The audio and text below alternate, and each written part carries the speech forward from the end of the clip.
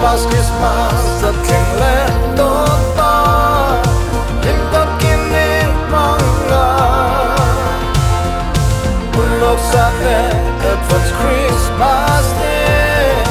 lim ta kini manga lal paro puina lal paro puina lal paro puina.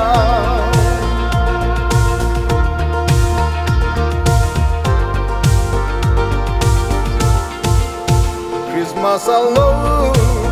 khen hun na chuan lalpa chau i fakang u mit tin reng den tin lung taki lalpa chau i fakang u Christmas Christmas at king le ton ta lim takin ni manga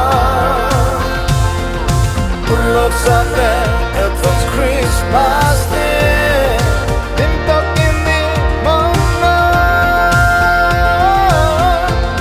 lal paro puina lal paro puina lal paro puina.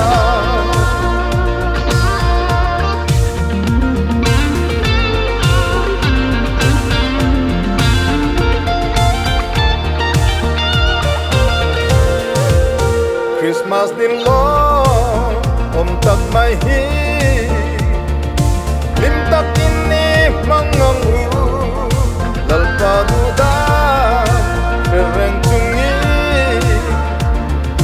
lim tak ini mangang u Christmas Christmas at king le to ta lim tak ini manga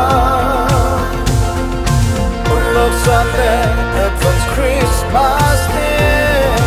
lim takin ni mama lal paro puina lal paro puina lal paro puina.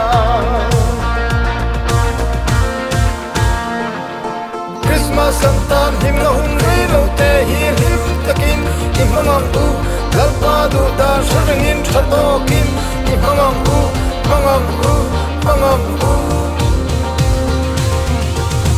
Christmas Christmas at king le to ta lim tak